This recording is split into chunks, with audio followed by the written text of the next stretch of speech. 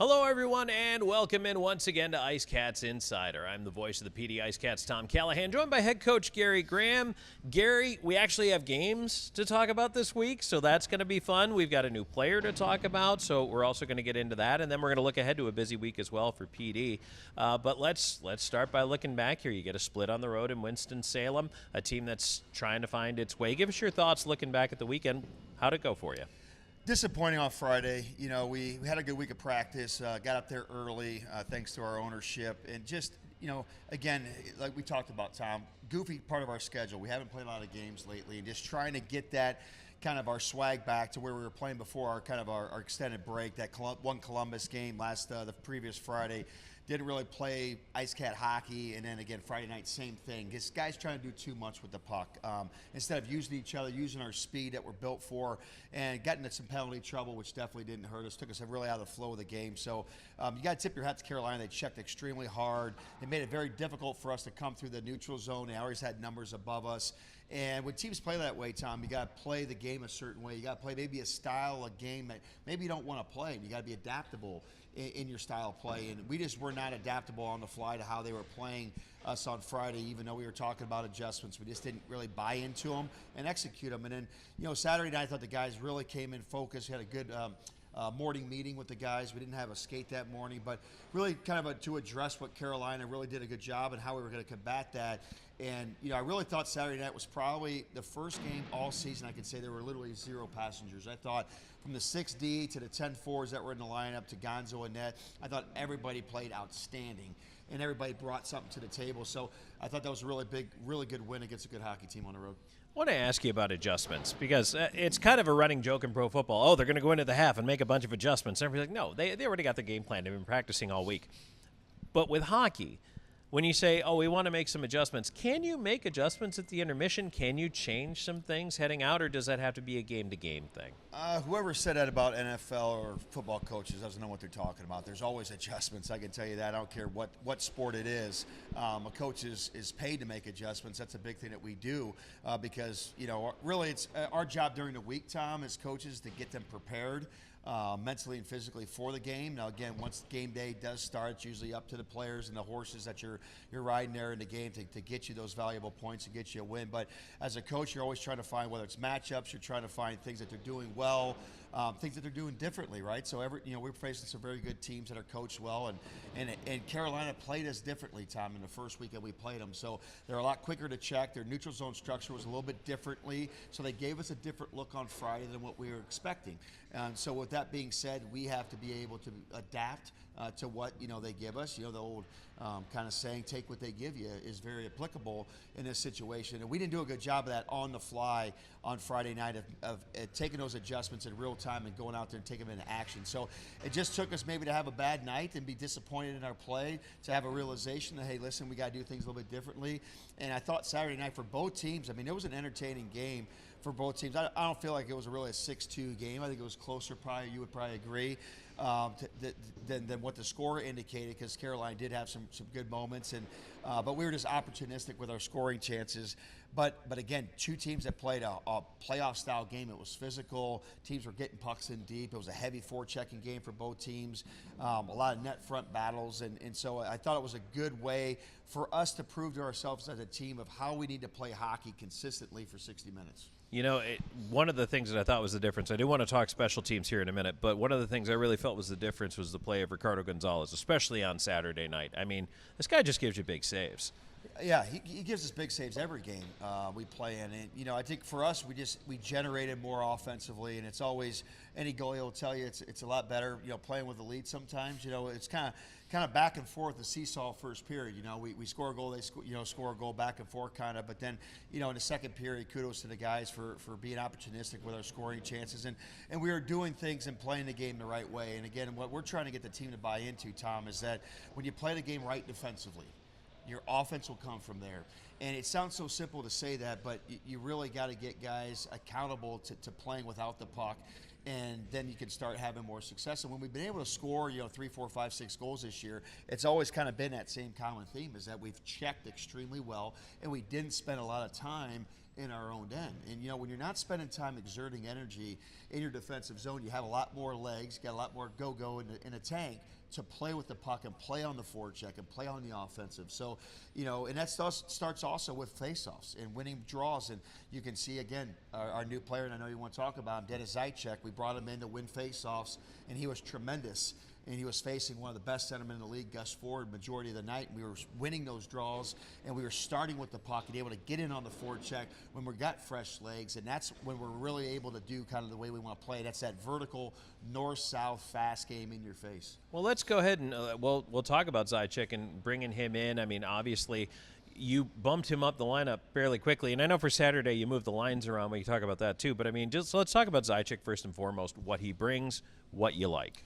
Well, he's a true 200-foot centerman. He's a guy that prides himself on playing the game the right way, being low and slow, being able to help break pucks out. He's very defensively aware of his surroundings and knows his assignments without the puck. But then, face-offs. I mean, he's a bull on the face-off dot. He really takes pride in that. He knows that's a strength of his, and we want to be a team that, as a possession team, and that always starts on the face-offs. You just get a chance to start with possession there, Tom.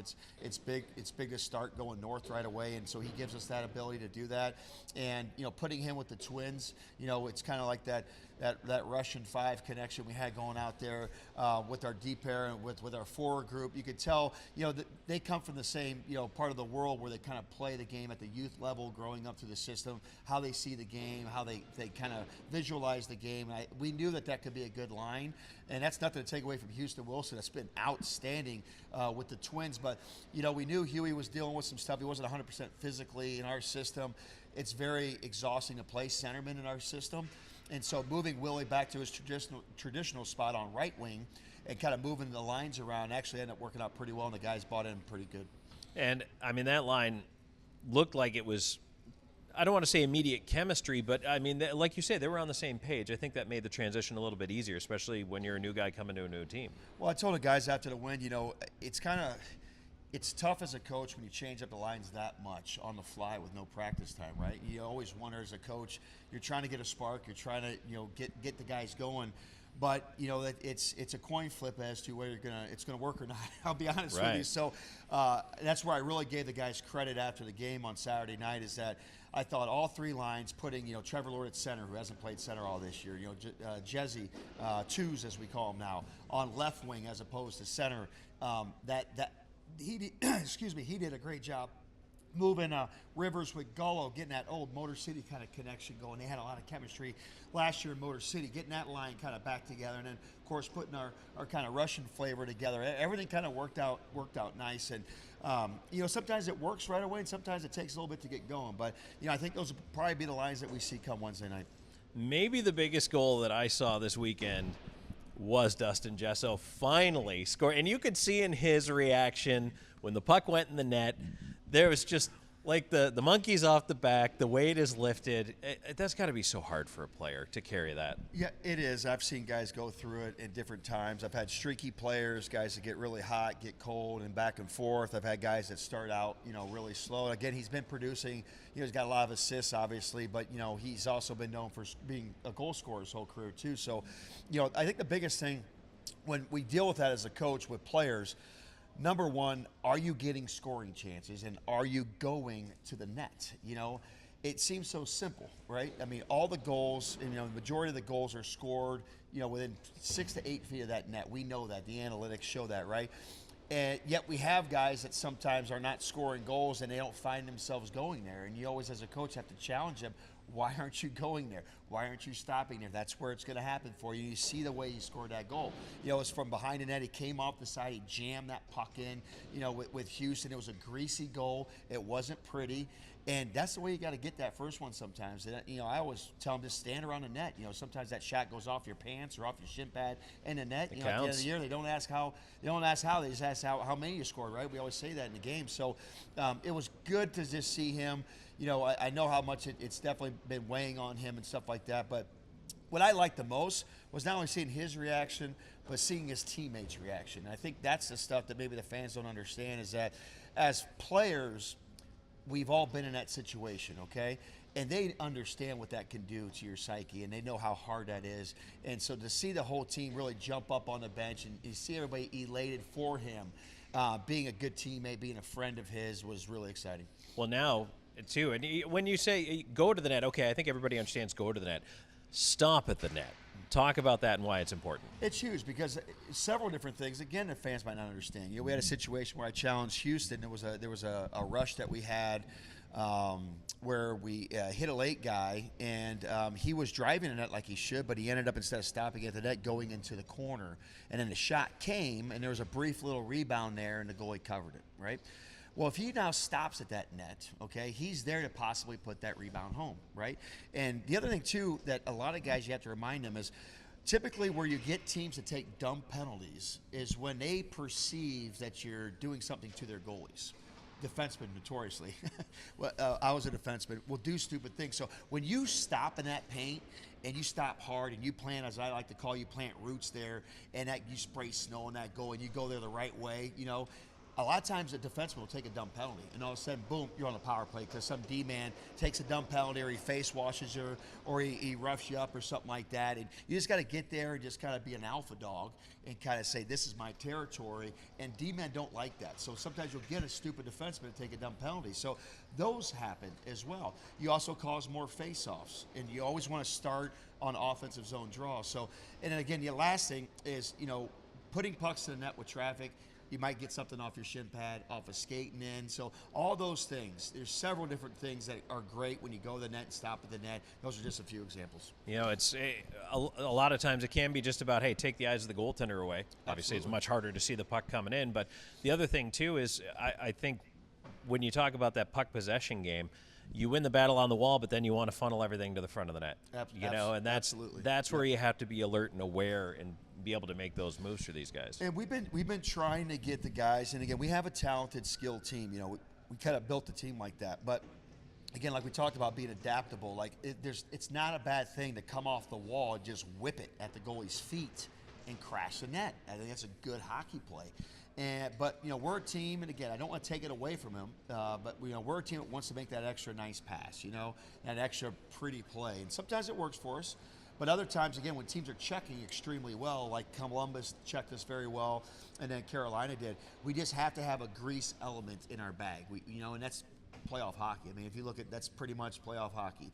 Just getting pucks and bodies to the net, crashing. You're looking for ugly goals. And if you're able to do both, if you're able to have a kind of a hybrid mentality where you can play when gaps are appropriate and space is available, we want to play in space. We want to make those plays. But when teams are very good skating teams and are checking us well, we have to be able to kind of flip that switch in our heads and say, listen, it's going to be this kind of night tonight.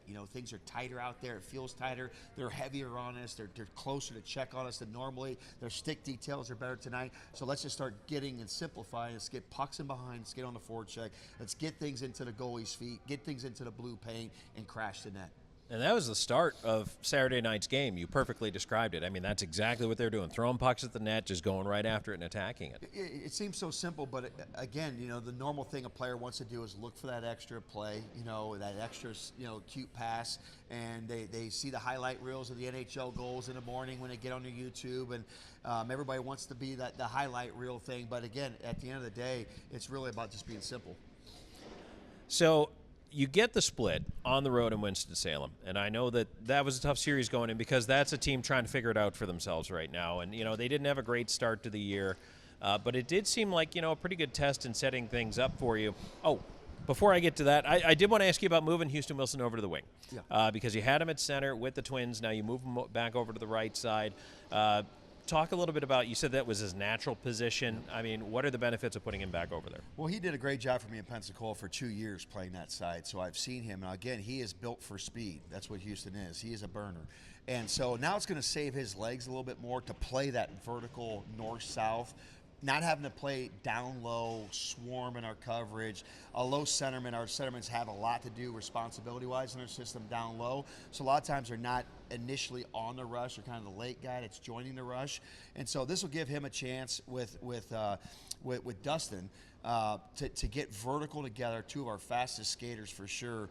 And then you got a great centerman like Chancer that's a really good down low, 200-foot centerman. So I really like the way that line looked. It gives us some balance, and it also allowed Houston to kind of get back to where he's been, which is more fast and vertical. You see the way that first goal was set up. I mean, he literally roasted that D-man wide, and that's his game, right? His speed on the outside and causing those defensemen to have to pivot and make them uncomfortable. Seems like you have a lot of faith and a lot of confidence in Chance as far as a centerman. You put him out for a lot of big draws. Is that by design? Listen, I love his game. I think he's just a very good. And the other thing, too, that a lot of people don't understand is he's probably one of the most positive players I've been around. I mean, I haven't really talked to him about this, and I know the players probably talk about it, but, you know, when we're down on the road, you know, a lot of times it's your captains that say stuff, but he always has an encouraging message on the bench at the right time. He always, and it's just a positive, uplifting thing. You know, hey, there's a lot of hockey left, boys. You know, there's 20 minutes left. You know, let's just go get the next one. You know, he's a very kind of like an old soul on the bench, you know what I'm saying, with right. How he says things at the right times, and he just reeks of positivity, and he's a guy that just truly loves to be at the rink and loves to compete, and I think he's having a good time down here. You know, when he played overseas last year, there wasn't a lot of the level of professionalism, you know, that he was used to coming from a great league like the Western Hockey League where he played his junior hockey at. So I think he likes being in more of a systematic type of setup like we have for him. He wants to be coached. You know, he wants to have structure. He wants to have professionalism, which he didn't have, frankly, in Europe where he was at last year. So I think he's just thriving off of that. Well, you know what? As these guys kind of, you know, they work into the system, and the ones you know and the ones you don't know, for you, it's really like putting a puzzle together, isn't it? Well, it is, and that's pretty much what we did on Saturday. I mean, it was after we played, I thought, like crap on Friday. It was time for me to experiment a little bit and try to change some things and get a spark. And like I said, sometimes it works, sometimes it doesn't work. But at the end of the day, when it does work, it's not me, it's the players. I mean, right. I might have made some line adjustments, but the credit goes to them because they went out there, they did the game plan. You know, they executed a game plan, and then ultimately they competed, and that's what we had a higher level of compete, we had a higher level of care, and you know, when you got compete, you got care, you know, yours are going to have success. All right, well, we're going to take a break. When we come back, we're going to talk about the upcoming homestand. Busy week coming up, 3 games this week for Pee Dee. We're going to cover that and a whole lot more, so stay tuned. There's more IceCats Insider coming your way. Let me tell you about this new pretzel cheddar club. Hey, I'm Carlos. And I'm Ebony. And a little thing we love about the Chick-fil-A Pretzel Cheddar Club is the tangy Dijon with the pretzel bun. When I add the Dijon mustard to this pretzel bun, it takes it to a whole nother level. It goes perfectly with the chicken and the cheddar cheese and the bacon. Man, you know how much you love bacon. And I love the different varieties. Grilled, spicy, original. It gets you nice and excited for fall. Real guests paid for their testimonials. Dal Massimo Ristorante Italiano, where culinary passion meets the art of hospitality. Established in 2010, our restaurant was born out of a love for authentic flavors and a commitment to providing our guests with a memorable dining experience. At Dal Massimo, we believe that food is more than just sustenance. It's a celebration of culture and community. Whether you're here for a cozy dinner, a festive celebration, we look forward to serving you. Gorget is a local craft distillery based in Lugoff, South Carolina, producing rum, vodka, whiskey, and bourbon in small batches. Founded in 2015 by 3 local gentlemen, Gorget has a fine line of handmade, local spirits. No matter what you desire, we have something for you. Isn't it about time you revolutionize your spirit? Visit us online at gorgetdistilling.com. At the Law Office of W. James Hoffmeyer, we strive to help our clients in whatever situation they are facing. Whether you need help with criminal law, personal injury, or family law, our hard-working team will assist you throughout the process with compassion and integrity. Our goal is to always provide our clients with outstanding representation and advocacy throughout their case. The Law Office of W. James Hoffmeyer, serving South Carolina since 1992. Southco Commercial Curb Appeal is the trusted partner for businesses in Florence and surrounding areas that want to maintain a clean, safe, and attractive commercial properties. With our wide range of services, from sweeping and landscaping to snow and ice treatment, We're here to ensure your property remains in pristine condition all year long. Southco Commercial Curb Appeal. Experience the difference. Known for his integrity, attention to detail, and client-first approach, Sean Austin builds lasting relationships based on trust and results. Whether you're a first-time homebuyer, a seasoned investor, or looking to sell your current home, Sean combines local expertise with strong negotiation skills to deliver a seamless experience from start to finish. Austin and Associates at RE/MAX Professionals. Your next address is just a slap shot away. Go IceCats! You're watching the IceCats Broadcast Network. This portion of today's broadcast is brought to you by Evening Shade Incorporated. Trusted team with over 2 decades of experience. Morgan Distilling Company. Revolutionize your spirit. The Law Office of W. James Hoffmeyer. Serving South Carolina since 1992. Kimbrell's Furniture. Affordable home furnishings.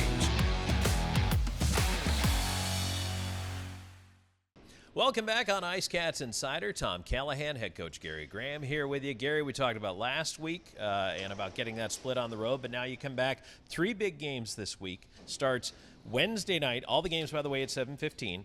Wednesday night, you've got Blue Ridge coming back in, and then Columbus Friday and Saturday. Let's start with our Friendsgiving game on Wednesday night, which, by the way, great chance you're already sick to your family. Come on out. I'll be here for you at Florence Center.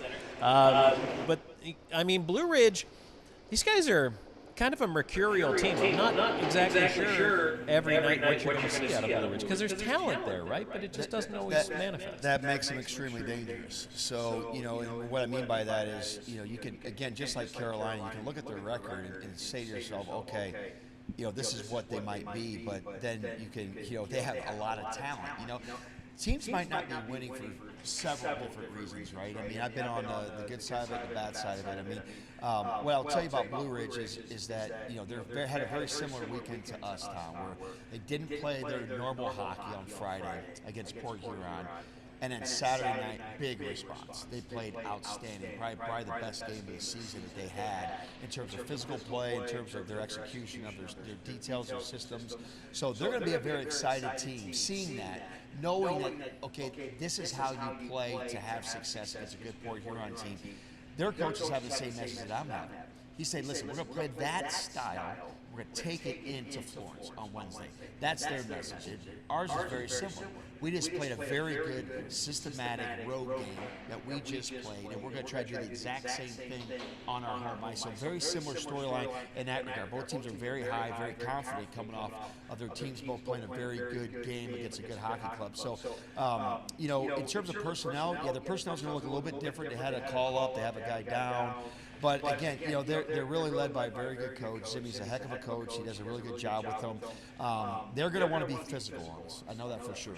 You know, they're going to want to come in here and try to get us off our game. The second time we played them on night 2 when they were here, they did a good job of doing that. Got us a little bit off kilter. Got to be prepared for that. Talked about that this morning in our captain's meeting as well. So, you know, we'll be prepared for that. I think that's going to be a big part of what they try to do. Their special teams can really hurt you. You know, they've been scoring a lot of power play goals lately. So they've been pretty confident with their power play. So, you know, we got to be disciplined in that regard come Wednesday night. And again, we just got to play our game. You know, we played these guys a few times this year.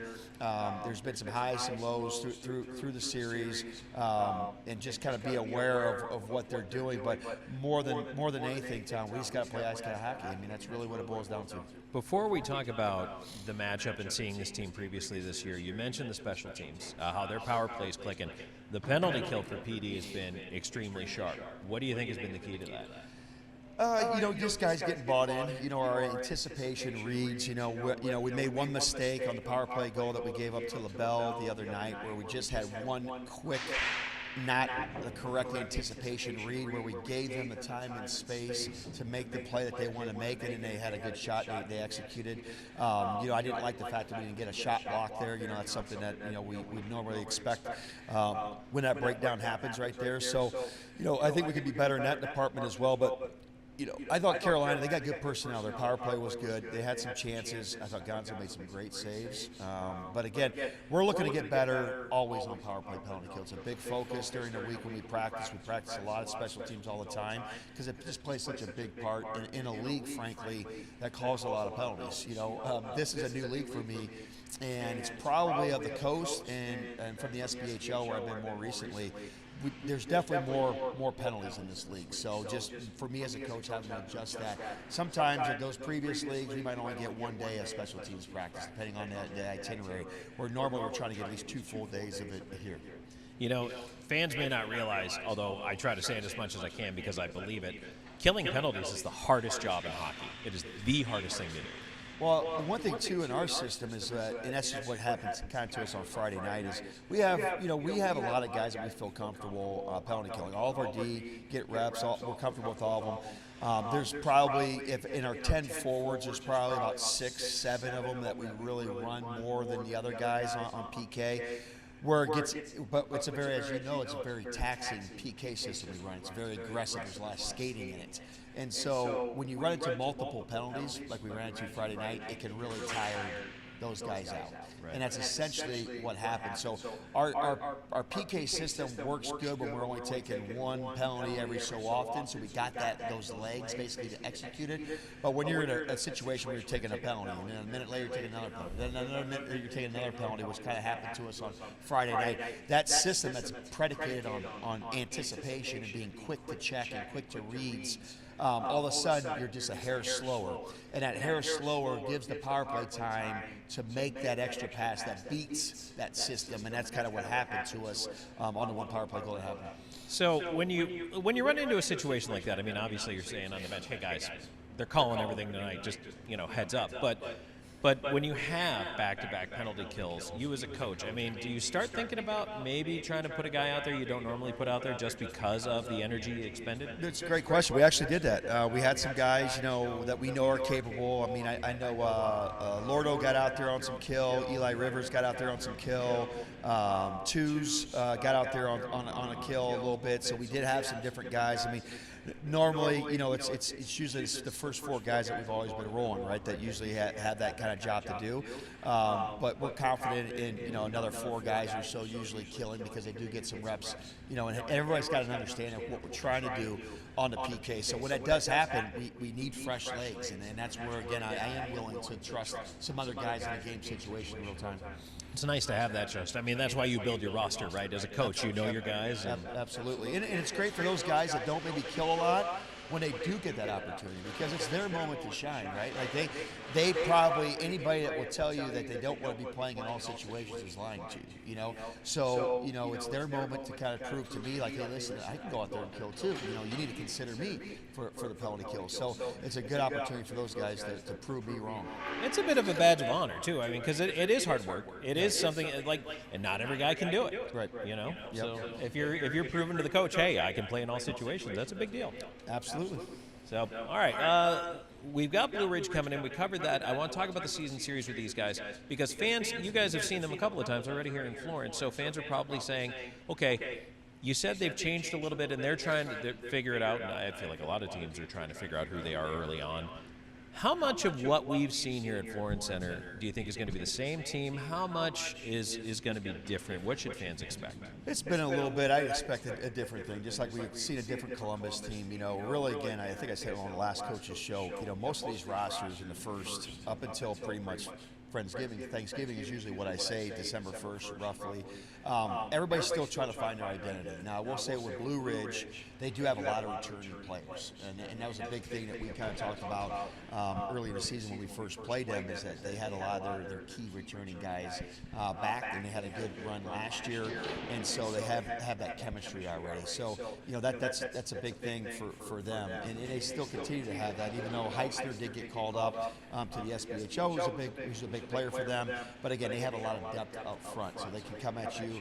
They're kind of like us, they're just bigger. They have some bigger players and there's a little bit more size up front, but they can really skate and they can make plays, and that's where, again, the power play is good. Mercurio, Daly, They got a very good, reliable, big centerman. Their captain, Marty, does a great job. Reller, I really like. He's a big physical guy, 22, does a really good job for them. He's got size. Androli's big, physical guy. So they're built a little bit differently than we are. Again, for us, they have good goaltending. We just got to get to their goalie early, which we try to get to their goalies early because they have some good goaltending.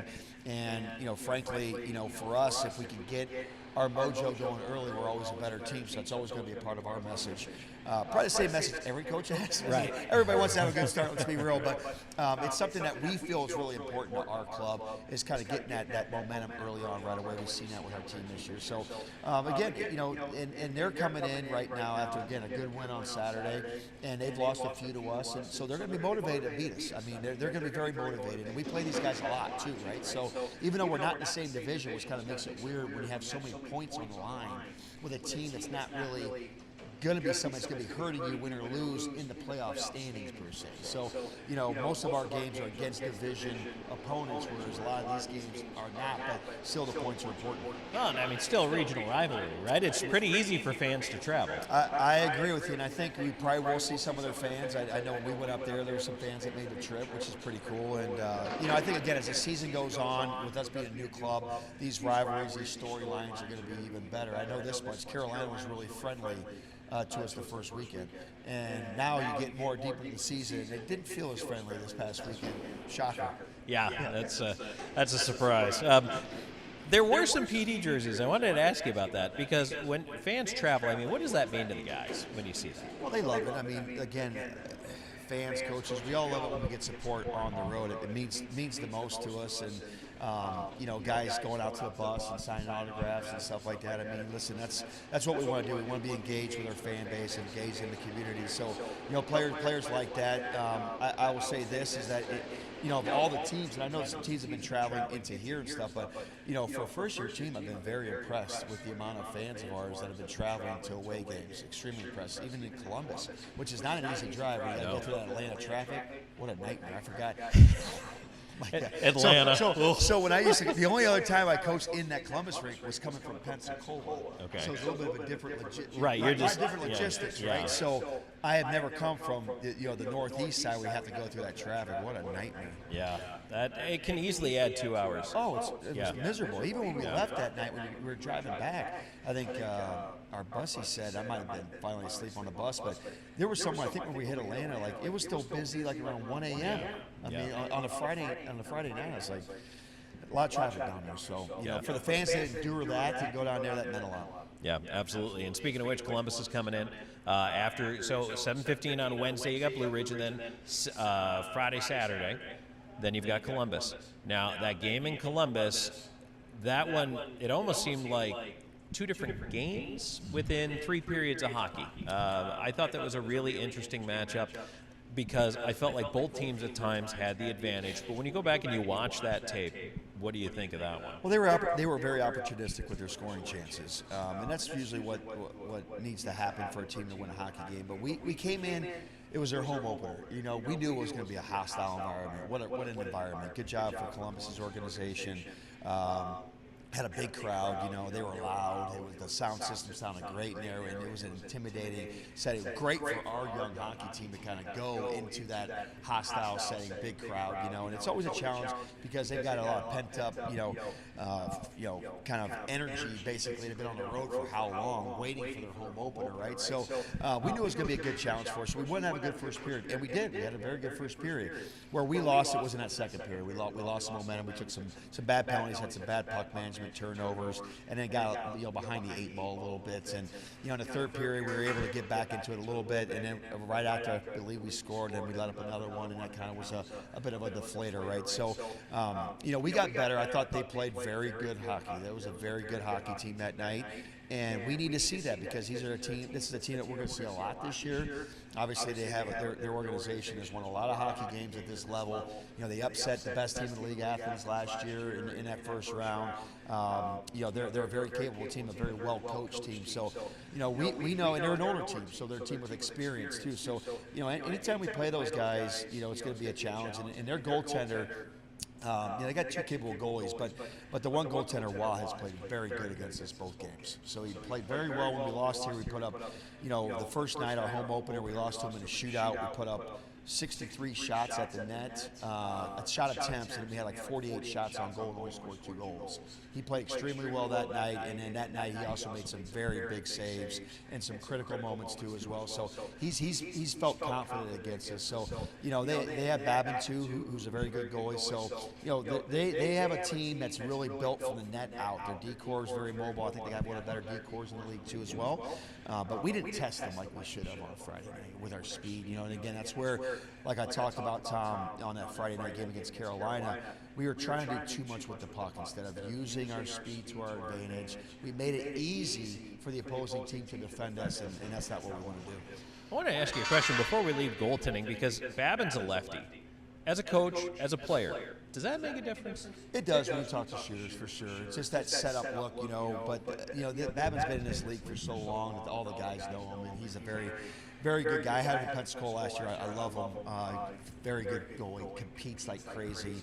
I love goalies that compete like that. And, Gonzo is that way. Sailor, you want to be around goalies that really like to compete.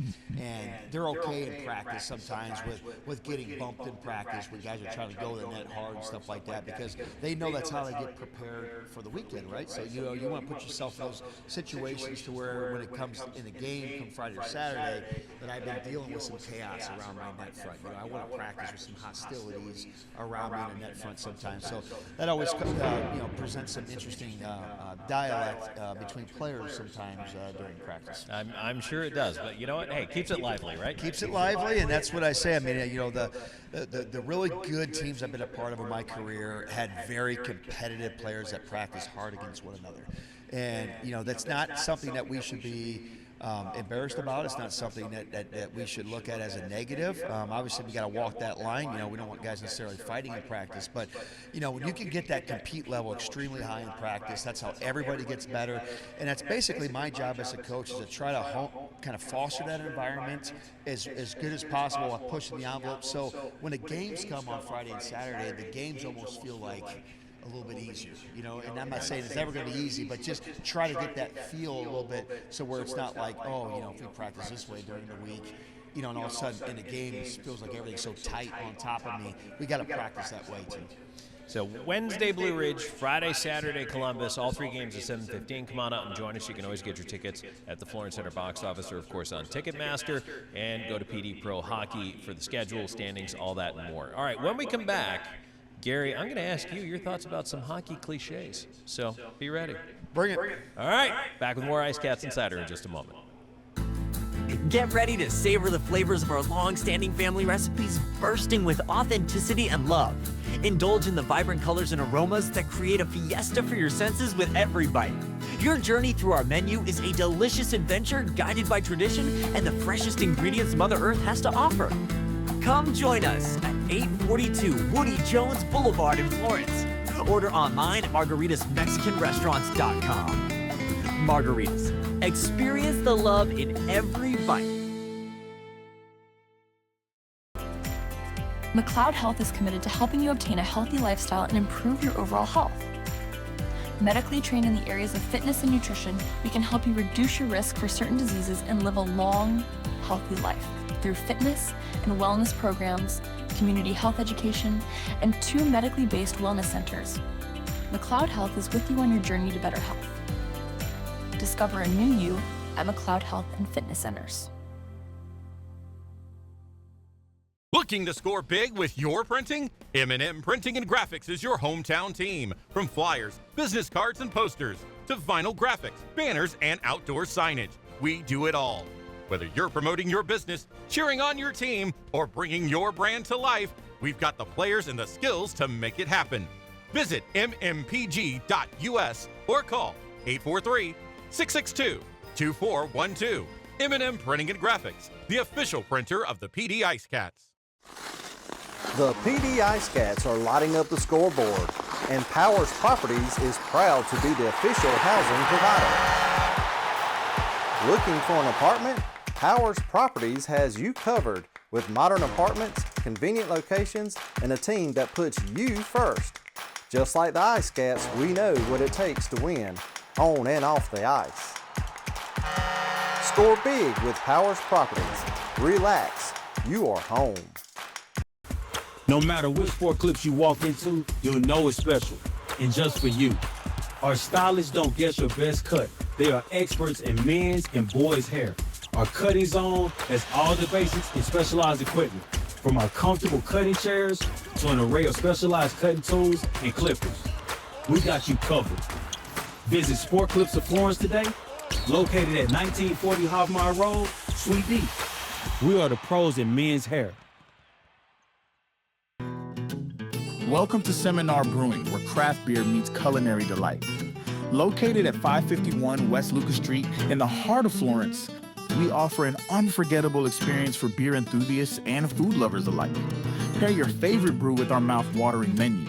Our kitchen serves up everything from savory snacks to hearty meals, all crafted to complement our beers perfectly. Seminar Brewing.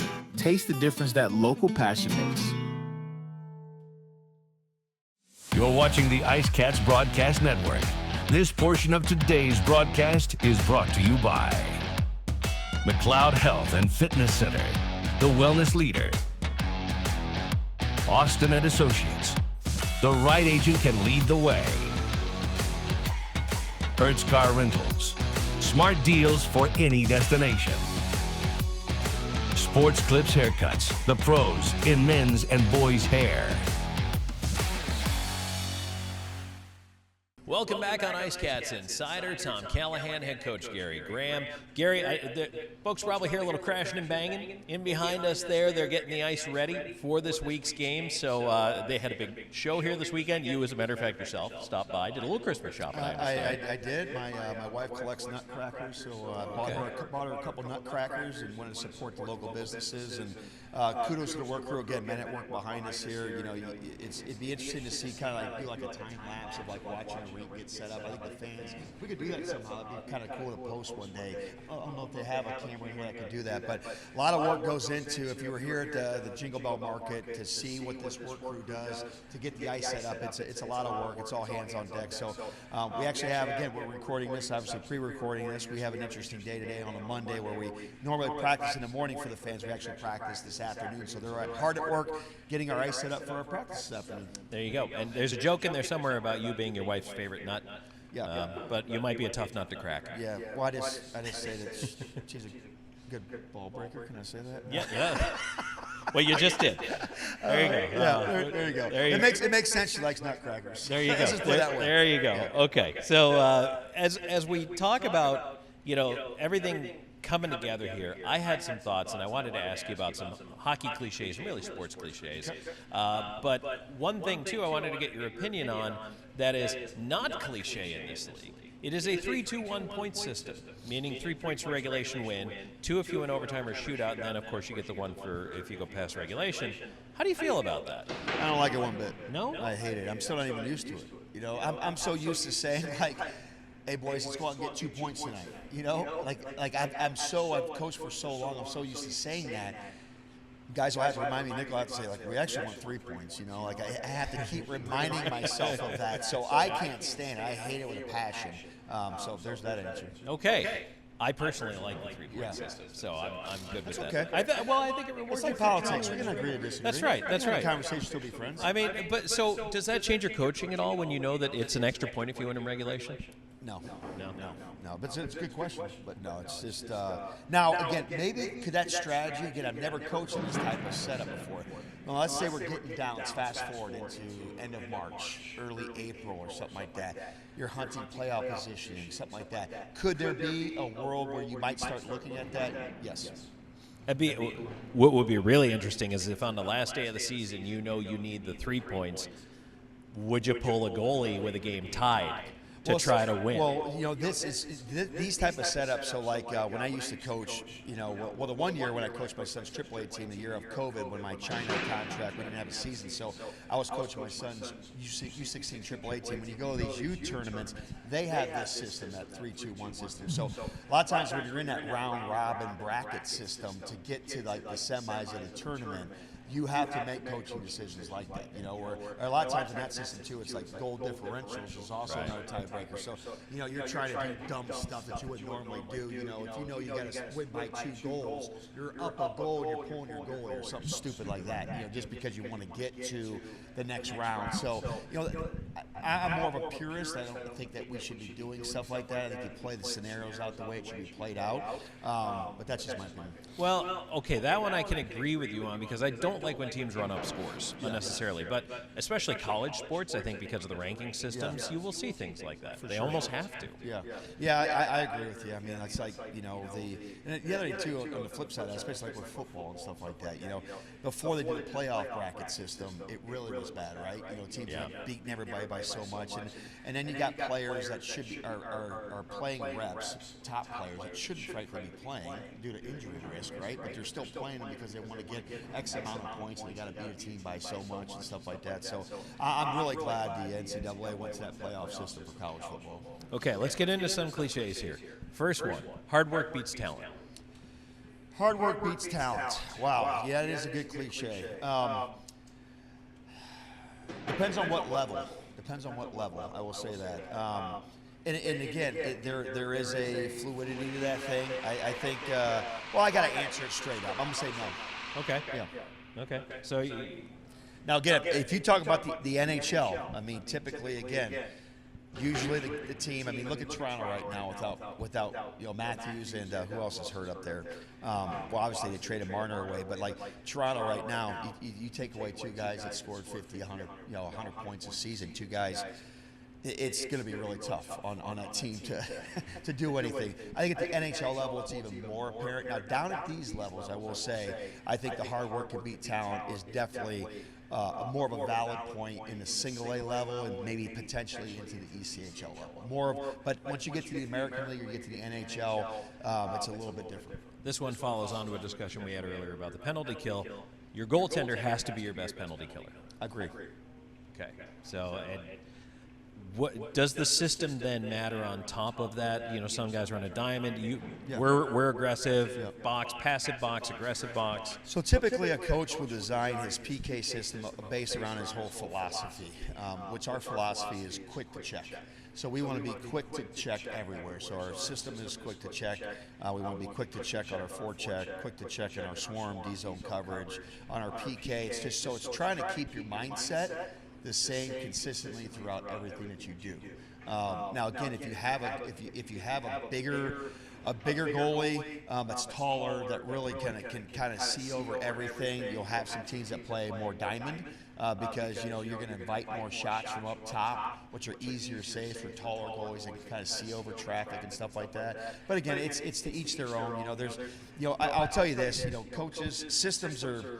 It's all about the players. I don't care what system it is. If the players got to buy into whatever it is, the system is, that's the name of the game. So, you know, everybody gets so wrapped up with systems. It really comes down to the implementation of them as a coach and then getting the full total buy-in from your team. Because if you don't get the full total buy-in, systems are as good as nothing. This is one of my favorites because I feel like everybody says it. And I'm curious, especially as a coach, to know what your thoughts are. If we just play our game, we'll win. I mean, no, that's not true because there's a lot of things that are out of your control in the course of a hockey game. So I will say this, you know, like I told my captains this morning, I mean, we'll put it this way. If we play the way that we played on Saturday, if we play a full 60, that's the other cliche. Like, there you go. I was going to get to that one. Got to play a full 60, you know. Well, all those things are true in the event of that. It's just like if you're gambling or whatever you're doing, like you're going to put yourself in a better position percentage-wise to have this success. But, I mean, you don't know during the course of the game, they could have 2 shots that go off of 2 defensemen and in the back of the net, 2 fluky goals. You could have a referee that decides to really not like you one night and some things are out of your control. So, you know, again, in terms of that, there's always going to be the things that are, frankly, completely out of your control. I mean, how many times, Tom, have you seen, and I've been a part of, I mean, when we completely outplay a team, and you still lose, you know, a low-scoring game or something like that. So, you know, you're not always going to be your best and win a hockey game. It happens a lot. And actually, if you don't correct that, sometimes coaches get in the habit of just being happy with that win. But if you don't correct the deficiencies, that's really going to cause you more issues in the next probably 2-3 games, because then they feel like they can get away with it and have success, right? So, again, good questions. Keep them coming. Well, the full 60-minute effort, right? We hear, we just need a full 60-minute effort. Is it physically possible to play a game where you have a full 60-minute effort? Have I ever seen it before? No, because there's going to be shifts. There's going to be momentum swings. I mean, every game has momentum swings. Now, I guess the biggest thing is when that team is pushing momentum and you're on the other side of the pendulum, are you competing? You know what I'm saying? Because teams will elevate, right? And so I guess when you say a full 60 minutes, to me, a full 60 means the effort and that care level that we're talking about. Did we have it for 60 minutes? Because, again, there's going to be nights when certain players just have it, right? You know, like Zach White on Friday night had a game, right? He was feeling it. You're going to have games. You know, we've had some games. You know, Trevor Lord had a real crazy game one night. I think it was our second game against Columbus, where he was just on fire. He had a hot stick. You know, you're going to deal with that at pro sports. So, you know, again, the effort level for 60 minutes, I think that's more what coaches talk about when they're talking about it.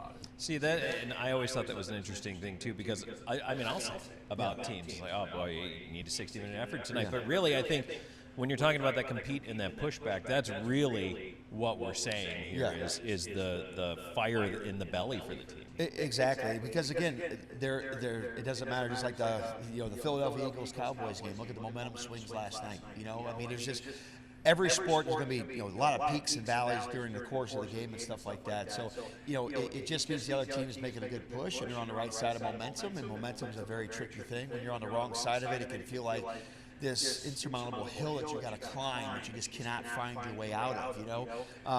But then when you have it, it just feels like everything's so easy, you know. And I know in our captain's meeting, you know, the guys kind of felt like coming out of that break, you know, we were playing so good that sometimes you just expect that switch to flip sometimes. It just, you know, everything just connects again right away and goes where you left it off. And every game you have to rebuild that, you know, and you have to start it from the opening drop, and that's where, again, that full 60 comes from.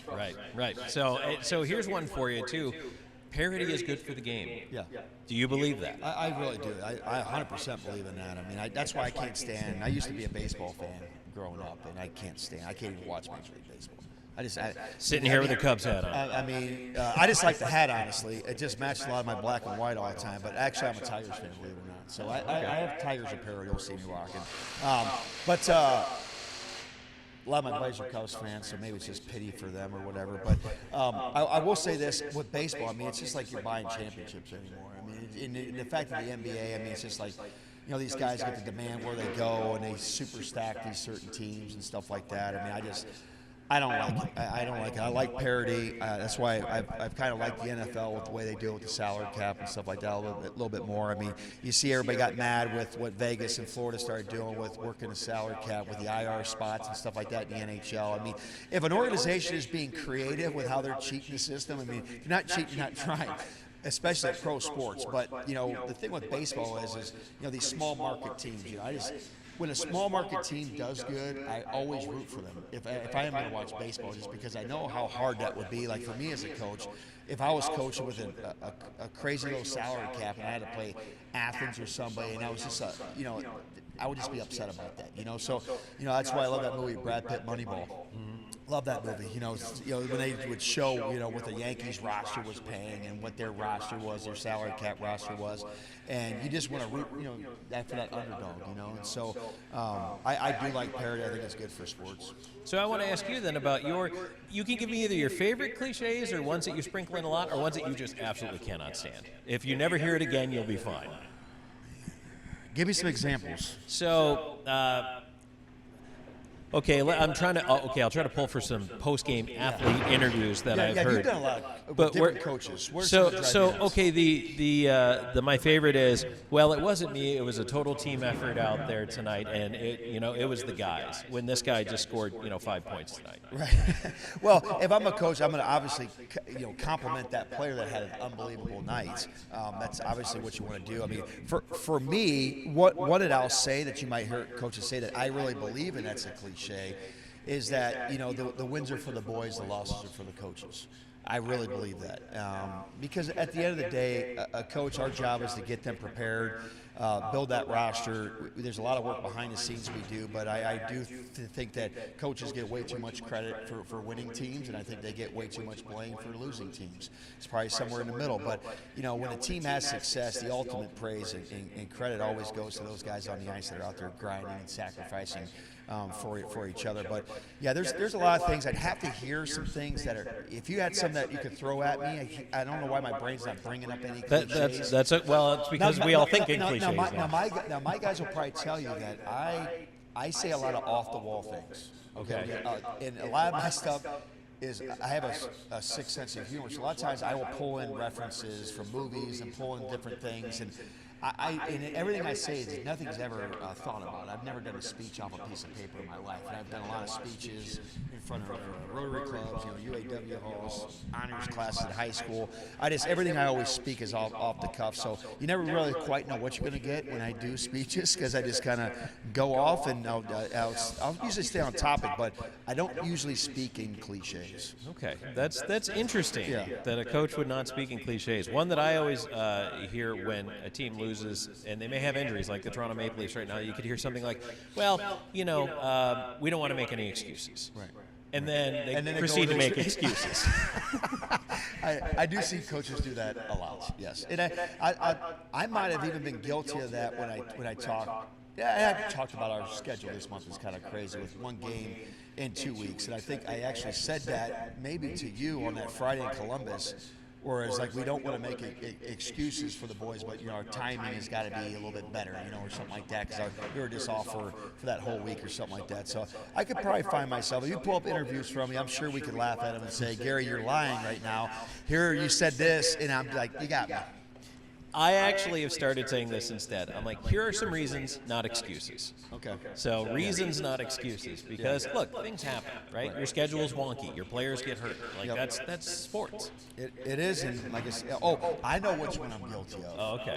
Now it just came to mind because I was about to say it. I say this a lot. You can only control what you can control. That is probably, but I will tell you though is that I believe in that to the core, even in my life, in my business, with everything I've had a lot of adversity too in my life, is that it really is a mindset of that, there's so many things that, I can put the work in, but still not get the bounces, right?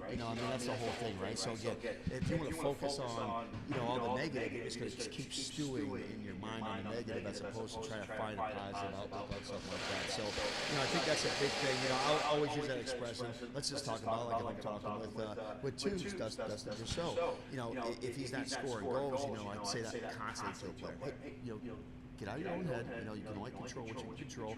Are you getting the scoring chances? If you are, then that's good. That you're getting the chances. Let's focus on that. And your time's going to come. And once that goal goes in, then you're going to get on that streak and you're going to start feeling good. So I would definitely say that's probably one that I've used a lot. Okay. But I believe it though. So to me, it's not a cliche. I believe in it because it's worked for me in my own life and how I handle my own adversity.